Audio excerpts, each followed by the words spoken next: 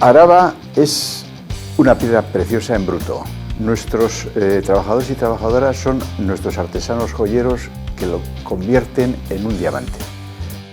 Gure nortasuna, gure euskera, euskeraren etorkizuna, Araba euskalduna.